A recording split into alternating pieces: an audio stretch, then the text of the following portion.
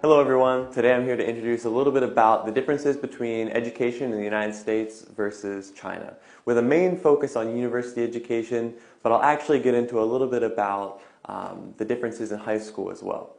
So first off, I want to talk a little bit about what I personally know, which is University of California, Berkeley. So the way that they do their education system there is that what they're looking for is, in addition to your major, they want you to take a few classes outside of your major just to make sure when you come out of the school, you're a little bit more well-rounded. So what they mainly want to focus on here is critical thinking, a historical grounding, and your understanding of the world as a whole, basically international studies. So the way they do that is, for critical thinking, they like to take a look at your mathematics skills.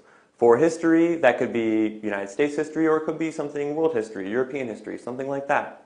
And as for international studies, that kind of thing, what they're looking for is actually an understanding of foreign languages. Now, a lot of this actually starts in high school. For example, mathematics. I know from my personal experience, in terms of my critical thinking, when I entered the University of California, Berkeley, my mathematics in high school actually covered that, so I could actually skip that. So depending on your own personal background, you might be able to skip those kinds of things once you actually get to the university. But okay, those are only the basic kind of classes that they want you to take. In addition to those three fields, they also have this thing called the 7 breadths. So by breadth, they mean width, kind of expanse. They want to make sure you have a broad understanding of the world. So what they mean by the 7 breadths is that they take 7 different focuses, like biology, or the physical sciences, or history, literature, these kinds of things, and they want you to take one class from each of these areas. Number one, that's to make sure that your major is what you actually want to study. Because honestly, when students get to university, they don't really know what these different majors actually mean. So by having you take these 7 different courses from different areas, they actually give you the chance to kind of feel out different areas to make sure you're doing what you actually want to do. But in addition to that, they also believe in, the one true thing is, you can't just study one topic. For example, for me, I went into the university wanting to study physics, but if I wanted to come out as a successful physicist at the end of the game, you know, I actually need to have experiences from other fields, because in order to bring something new into a field, you need to have experiences outside of that field, have some more kind of creative background, which brings me to the real true heart, or the meat and potatoes, as we like to say, of American education, and that is creativity. One of the most important skills that you need to learn in the process of, you know, going to high school, university, and all these things is actually the ability to ask questions, and ask the right questions.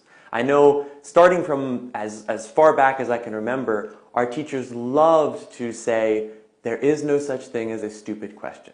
Which honestly, I'm not sure if that's so true, but the idea is they want to make sure that everyone, including the more timid students, are actually out there asking questions, questioning the world, because that's how you learn.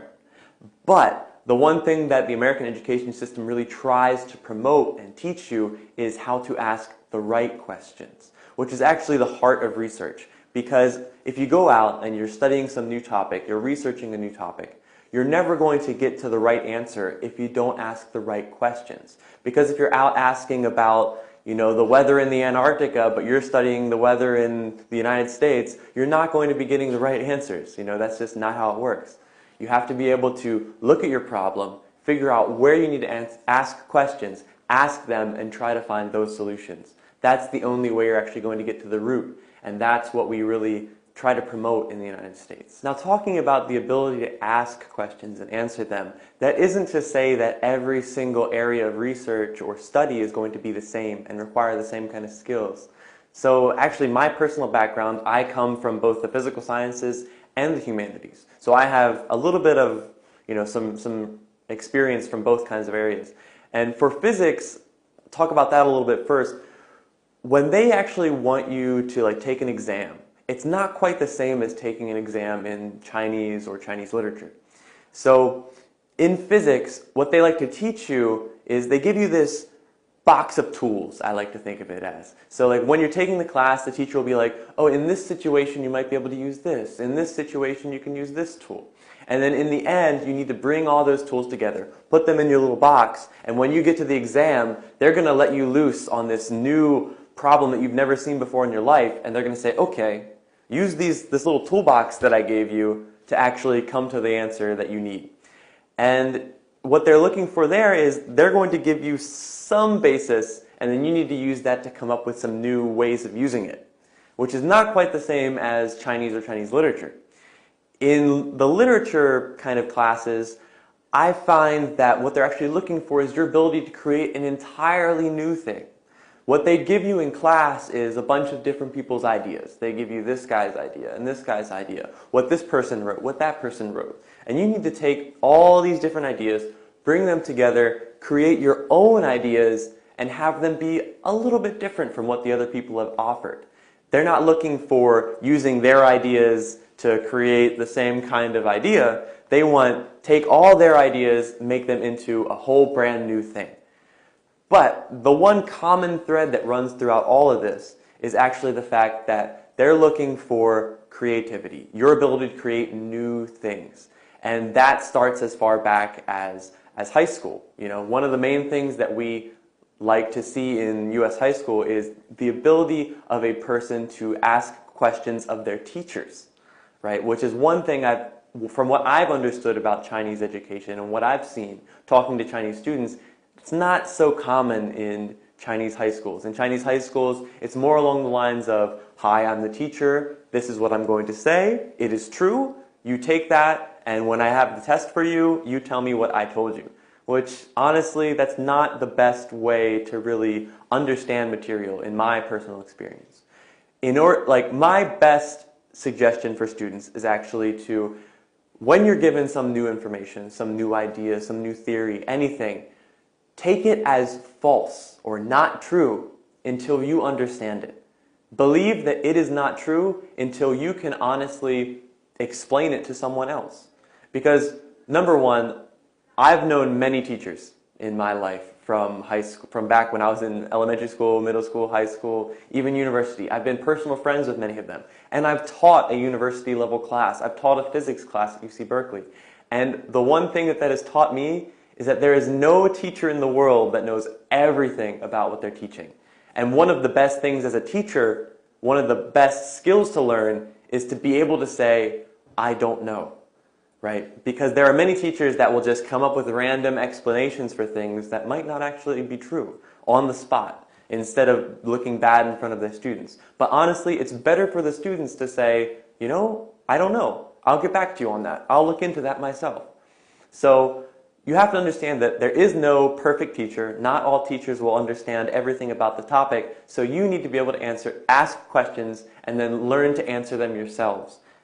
That's one of the main things that comes from an American education. But that's not the only thing that, you know, sets apart Chinese students from American students.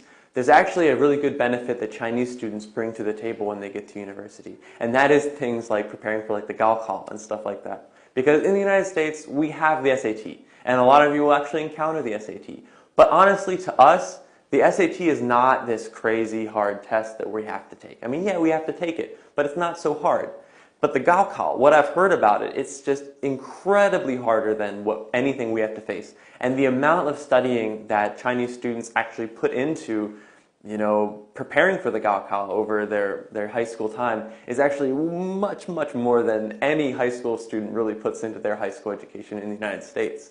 So once you get to college, once you get to university, one of the great things that you as a Chinese student actually bring to the table is the ability to sit down and focus on your work and study it and consume a lot of information. Because a lot of high school students don't really have that ability in the United States. You know, a lot of people say that high school in the United States is actually kind of relaxing. You just kind of sit back and enjoy the ride. Which honestly, from my perspective, that's basically how I rode through it. And when I got to university, it was a big jump. You know, there's a lot more work and a lot more things to do in university. But as a Chinese student with a Chinese educational background, you kind of bring some good tools to the table to kind of confront that university experience that other students actually are not going to bring to the table from the United States. So as long as you focus and work hard, at least at the beginning, you can actually catch up and even surpass your classmates from the United States. And honestly, I think that's a really important part to bring to the